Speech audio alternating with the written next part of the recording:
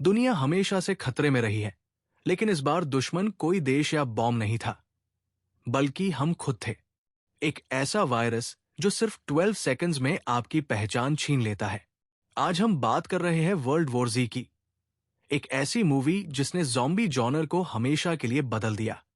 अगर आपको लगता है कि आपने सारी ज़ॉम्बी मूवीज देखी है, तो रुकिए, क्योंकि ये जंग थोड़ी अलग है। कहानी शुरू होती है गैरी लेन से, जो कभी UN का इन्वेस्टिगेटर था। वो अपनी पत्नी और 2 बेटियों के साथ फिलाडेल्फिया के ट्रैफिक में फंसा है।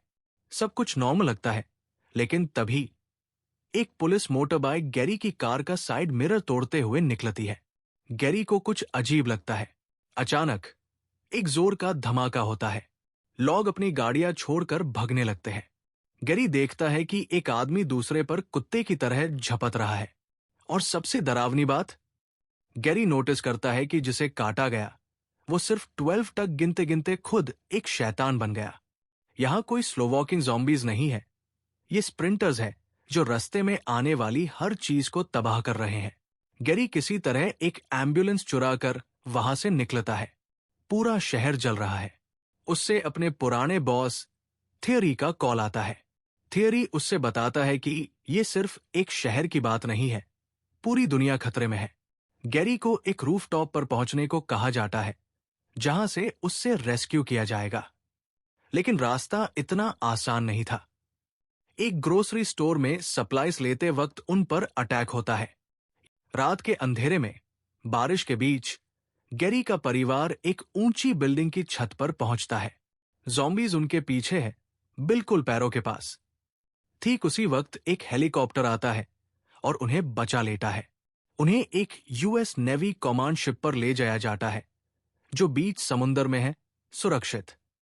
लेकिन यहां गैरी को एक कड़वा सच पता चलता है। अगर उससे शिप पर रहना है, तो उससे काम पर वापस आना होगा।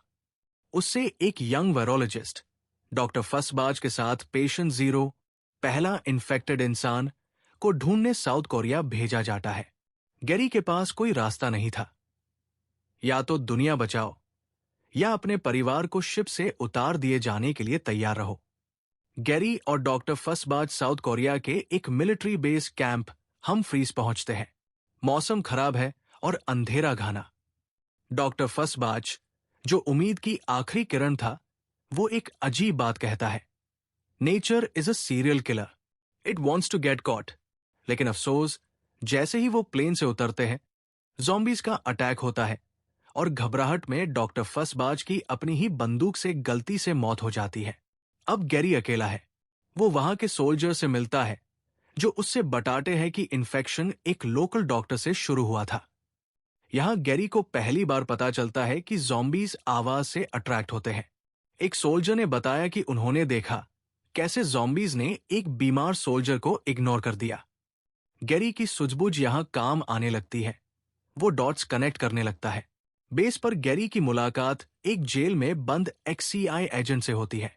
वो एजेंट गैरी को बताता है कि इजराइल ने ज़ॉम्बीज के आने से पहले ही एक विशाल दीवार खड़ी कर ली थी। इजराइल को कैसे पता चला? गैरी को इस सवाल का जवाब ढूंढने जेरूसलम जाना होगा। लेकिन वहां से निकलना मौत के मुंह से निकलने जैसा था। गैरी को अपने प्लेन तक खामोशी से पहुंचना था। लेकिन तभी गैरी के फोन की घंटी बज जाती है। उसकी पत्नी का कॉल। आवाज सुनते ही अंधेरे से हजारों ज़ॉम्बीज निकल आते हैं।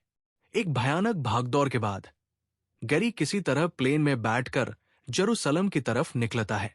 जेरूसलम में गैरी की मुलाकात मोसद के ऑफिसर जर्जन वॉम्ब्रन से होती है। जर्जन उससे एक बहुत दिलचस्प कॉन्सेप्ट समझाता है, द 10th मैन रूल।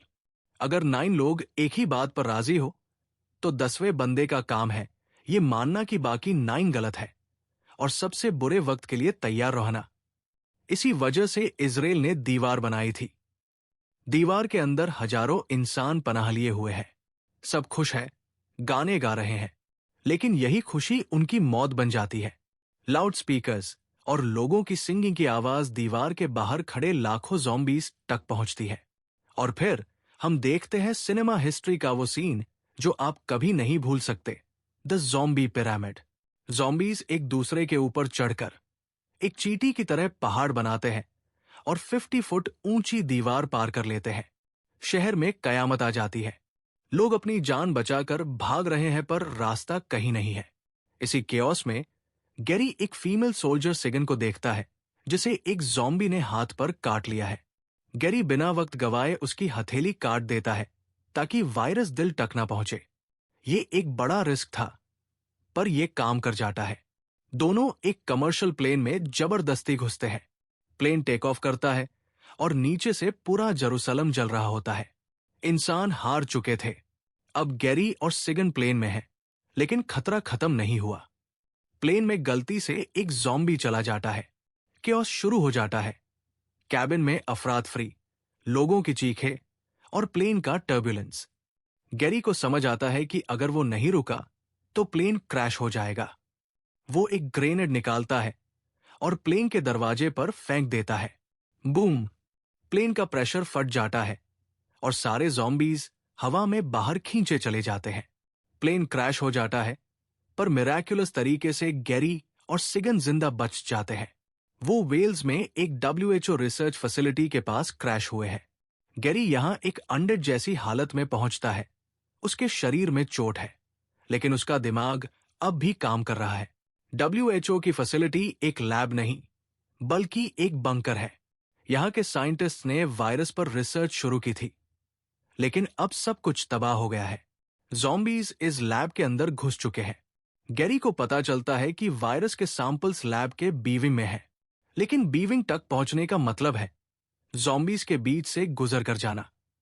यहां फिल्म का मूड बिल्कुल बदल जाता है। ये अब एक एक्शन मूवी नहीं, बल्कि एक स्टेल्थ हॉरर मूवी हो जाती है। गैरी और टीम के मेंबर्स बिल्कुल धीरे धीरे चल रहे हैं। हर एक कदम, हर एक सांस बहुत क्रिटिकल है। एक छोटी सी आवाज और आपका काम तमाम। गैरी लैब के दरवाजे पर पहुंचता है, लेकिन तभी उससे एक ज़ॉम्बी दिखता है। वो एक रिसर्चर था जो अब ज़ॉम्बी हो चुका है। गैरी वहां रुक जाता है। उसके पास सैंपल लेने का वक्त नहीं है। तभी उससे वो पुरानी बात याद आती है। साउथ कोरिया और इजराइल में उसने देखा था कि ज़ॉम्बीज बीमार लोगों को इग्नोर कर रहे थे। गैरी एक बड़ा रिस्क लेता है। वो लैब के शेल्फ से एक डेडली पैथोजन का इंजेक्शन उठाता है और उससे खुद को इंजेक्ट कर लेता है। उसका दिल जोर जोर से धड़क रहा है। क्या ये काम करेगा? वो दरवाजा खोलता है। सामने खड़ा ज़ॉम्बी उसकी तरफ देखता है, उससे सूंघता है और फिर बिना हमला किए वो आगे निकल जाता है। गैरी ने राज ढूंढ लिया था। कैमोफ्लाज, यही है ज़ॉम्बी अपोकलिप्स का इलाज। गैरी लैब से बाहर निकलता है। वो कमजोर है लेकिन जिंदा है। वो साइंटिस्ट को बताता है कि ज़ॉम्बीज सिर्फ हेल्दी होस्ट्स ढूंढते हैं।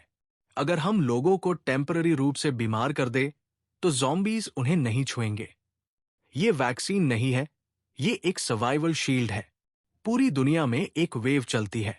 आर्मी लोगों को कैमोफ्लाज इंजेक्शंस देती है और शहरों को वापस जीतना शुरू करती है। हम देखते हैं कैसे ज़ॉम्बीज को स्नाइपर से मारा जा रहा है और शहर वापस इंसानों के कब्जे में आ रहे हैं।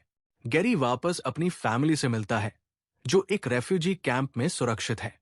मूवी का क्लोजिंग नरेशन बहुत पावरफुल है। गैरी कहता है, this isn't the end, not even close.